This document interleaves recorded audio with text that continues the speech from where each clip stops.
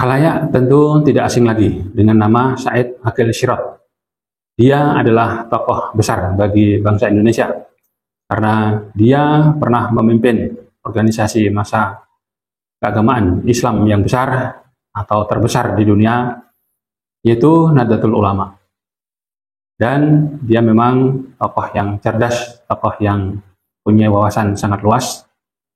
Dia adalah alumni dari perguruan tinggi di Timur Tengah. Namun, di samping itu, dia juga orang yang termasuk, ataupun tokoh yang termasuk kontroversial dengan keberaniannya, yang terbilang menentang arus.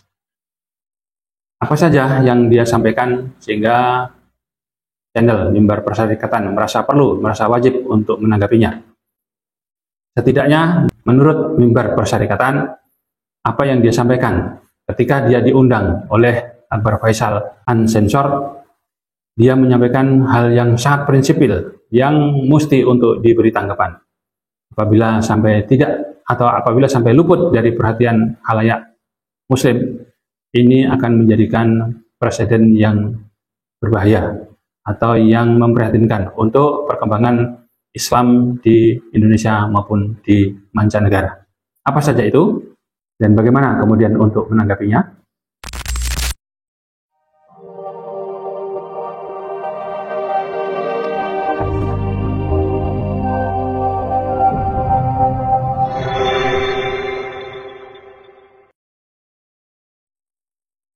Bismillahirrahmanirrahim. Assalamualaikum warahmatullahi wabarakatuh. Ikhwan filah berkemajuan.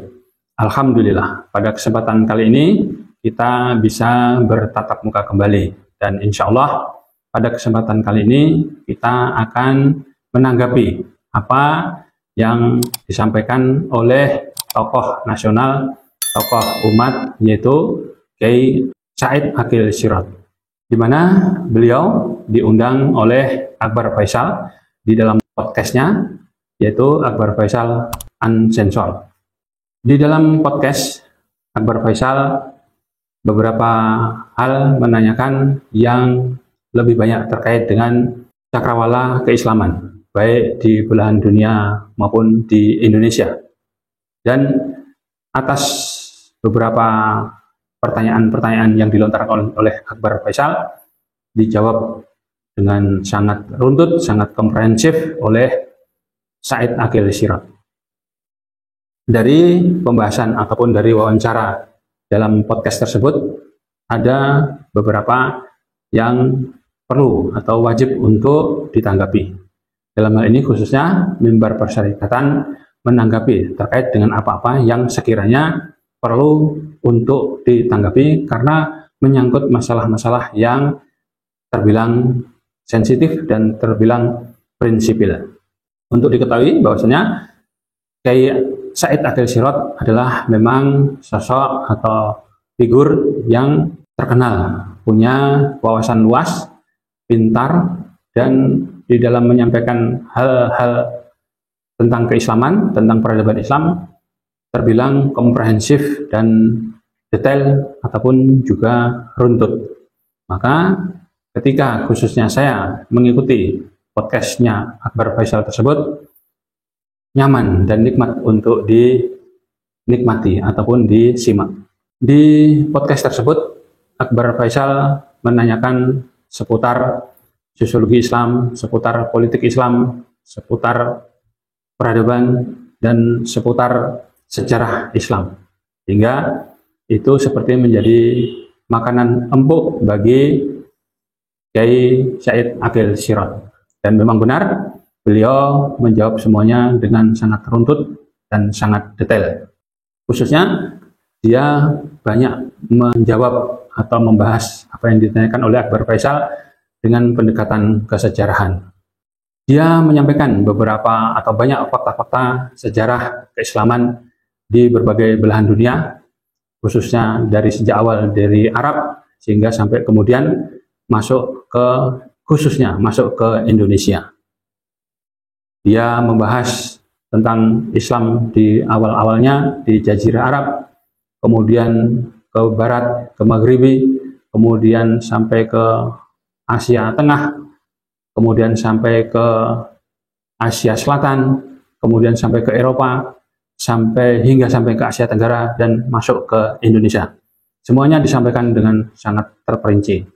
Pada pembahasan itu juga kemudian muncul tema berikutnya tentang persoalan ekstremisme dan radikalisme di dalam Islam, di mana pertanyaan itu dilontarkan oleh Akbar Faisal, kemudian dijelaskan sedemikian rupa oleh Said Aqil Sirot, yang pada intinya menjelaskan bahwasanya pada awal mula tentang ekstremisme dan radikalisme di dalam Islam dikisahkan melalui sebuah riwayat di mana ketika Rasulullah dan para sahabat usai perang mampu mengalahkan lawannya, akibatnya kemudian membawa pulang hasil rampasan perang.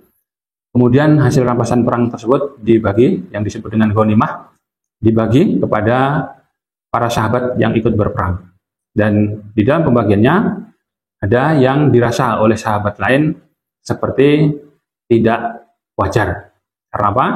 Karena para sahabat utama yang sudah sejak awal merintis perkembangan Islam, berjuang dari awal, ketika mendapat bagian perang justru tidak mendapatkan, tapi justru rampasan perang tersebut sebagian besarnya terbagi-bagi kepada sahabat-sahabat yang justru baru mengikuti atau masuk Islam di kemudian hari. Ini menimbulkan kecurigaan, ini menimbulkan pertanyaan-pertanyaan. Benar kemudian ada salah satu sahabat yang dengan potongan orang Arab Badui menyatakan protes terhadap model pembagian yang dilakukan oleh Rasulullah. Protesnya sangat keras, kemudian disitulah disampaikan tentang perangai orang Arab Badui tersebut. Dan itulah yang kemudian perangai yang terbilang kasar, perangai yang seperti tidak terdidik, menjadi bibit-bibit tumbuhnya ekstremisme, tumbuhnya radikalisme di dalam Islam. Yang kemudian di dalam ilmu kalam kita kenal dengan sebutan aliran Khawarij. Lebih jauh, Said Aqil Sirot menjelaskan bahwasanya tumbuhnya bibit-bibit ekstremisme, bibit-bibit radikalisme di dalam Islam karena akibat dari adanya manipulasi teologis dan adanya manipulasi nasab dan adanya keputusasaan kaum muda terhadap realita yang ada yang dilihatnya tidak sesuai dengan idealitasnya. Maka para pemuda ini seperti kecewa dan pelampiasannya lari kepada ke ekstremisme ataupun ke radikalisme Islam. Mengenai manipulasi kebenaran, kemudian melahirkan aliran Khawarij. Sedangkan yang manipulasi nasab melahirkan habaib-habaib yang ternyata beberapa oknumnya melakukan penyimpangan-penyimpangan di dalam ajaran-ajaran Islam. Sedangkan yang terkait dengan keputusasaan para pemuda Muslim terhadap kenyataan yang jauh berbeda dengan idealitanya, itu melahirkan mahasiswa-mahasiswa di kampus-kampus ataupun pemuda-pemuda laskar yang bergabung masuk ke dalam organisasi Islam impor dari Timur Tengah seperti Ikhwanul Muslimin, seperti Hizbut Tahrir dan lain sebagainya. Padahal sesungguhnya untuk di Nusantara, untuk di Indonesia pada zaman itu, ekstremisme ataupun radikalisme dalam agama, khususnya dalam kurung Islam, itu tidak punya cantolan di dalam peradaban Nusantara. Karena apa? Karena menurut Said Aqil Sirot, saat itu bahkan sebelum Hindu dan Buddha datang, di Nusantara ini sudah ada agama ataupun kepercayaan monoteistik yang disebut dengan Kapitayan. Bahkan dari kepercayaan tersebut ataupun dari agama monoteistik tersebut juga sudah mempunyai peradaban yang mulia, beretika tinggi, berakhlak yang mulia pula. Makanya di situ tidak ada cantolannya tentang radikalisme Islam maupun ekstremisme Islam. Apabila kita hendak menelisik adanya manipulasi kebenaran ataupun manipulasi teologis, kita bisa identifikasi di dalamnya ada tidak klaim kebenaran ataupun monopoli kebenaran. Diriku lah yang benar, di luar adalah kesalahan-kesalahan ataupun kebatilan-kebatilan. Apabila ada seperti itu, bisa dijamin bahwasanya di sana ada manipulasi teologis yang ujung-ujungnya nanti ke ekstremisme ataupun ke radikalisme. Said Aqil Sirot bahkan ke belakang menyatakan bahwasanya seperti contoh ketika Islam berkembang, kemudian bersentuhan dengan orang-orang Persia, yang mana orang-orang Persia sudah punya peradaban tinggi, maka Islam menjadi halus, Islam menjadi lembut, Islam menjadi berperadaban. Tampaknya untuk yang di sini perlu saya tambahkan bahwasanya itu tentunya bukan satu-satunya faktor, karena faktor yang lain yang mungkin juga tak kalah utamanya adalah di mana ajaran-ajaran Islam yang disebarkan itu sendiri pun sebenarnya adalah ajaran-ajaran yang mengajarkan ataupun menganjurkan tentang kelembutan, tentang budi pekerti yang mulia, yang luhur. Seperti yang disampaikan, inama bu'istu li utamima makarimal akhlak. Tentu itu akan menjadi faktor utamanya. Sehingga apabila Said Aqil mengatakan itu adalah faktor karena orang-orang Persia yang sudah punya peradaban, saya pikir Aqil Sirot melakukan reduksi yang mengakibatkan terjadinya distorsi. Dari beberapa yang disampaikan itu, secara singkat akan saya simpulkan bahwasanya sepertinya ataupun ada kesan Said Aqil Sirot ini seperti sedang mereduksi nilai-nilai ajaran Islam, juga mereduksi peran orang-orang Arab. Di satu sisi menginjak atau menenggelamkan peran orang-orang Arab, di sisi lain Said Aqil Sirot ini mengangkat atau meninggikan peran orang-orang Persia. Itu bisa dibuktikan bahwasanya apa-apa yang diperankan oleh orang-orang Arab yang sesungguhnya juga sangat besar ketika ada di periode Mekah, di periode Madinah dan pengembangan berikutnya, para sahabat yang notabene adalah orang Arab dalam binaan Rasulullah, perannya juga luar biasa pentingnya ketika menanamkan akidah yang menjadi ruh, menjadi jiwa, menjadi semangat untuk pengembangan risalah Islam di masa-masa berikutnya. Yang itu sama sekali bukan pemisahan, tapi bagian dari kesatuan yang tidak terpisahkan dengan pengembangan-pengembangan peradaban seterusnya. Di mana apabila kita perhatikan dengan apa yang disampaikan oleh Said Aqil Sirot, sepertinya Said Aqil Sirot mereduksi informasi tersebut, bahkan seperti ada menyembunyikan. Jadi kesannya peran yang besar ketika Islam ini menjadi peradaban tinggi adalah diperankan oleh orang-orang Persia. Sampai begitu detailnya Said Aqil Sirot menyampaikan bahwasanya para perawi ataupun para penjaga hadis adalah orang-orang Persia. Imam-imam mazhab adalah orang-orang Persia. Ulama-ulama tasawuf adalah orang-orang Persia. Yang mengembangkan ilmu tajwid, teori-teori membaca Al-Quran, ataupun tanda-tanda baca dalam Al-Quran, titik-titik dalam tulisan Arab adalah orang-orang Persia. Bisa begitu rincinya. Said Aqil Sirot ini menjelaskan peran-peran orang Persia. Sementara apa yang menjadi peran orang-orang Arab ketika itu awal mulanya nyaris tidak pernah disebut oleh Said Aqil Sirot. Maka ada kesimpulan yang mengesankan bahwasanya Said Aqil Sirot melakukan politik belah bambu. Yang satu diinjak, yang satu diangkat. Yang diinjak adalah peran orang-orang Arab dan yang diangkat adalah peran orang-orang Persia. Wallahu alam. Ini setidaknya apa yang perlu untuk saya luruskan. Sampai kemudian ketika saya begitu yakin dengan analisa saya ini, ataupun kesimpulan dari kesan yang saya tangkap adalah bahwasanya kepintaran seseorang, kecerdasan seseorang tidak selamanya berbanding lurus dengan kearifannya, tidak berbanding lurus dengan kebijaksanaannya.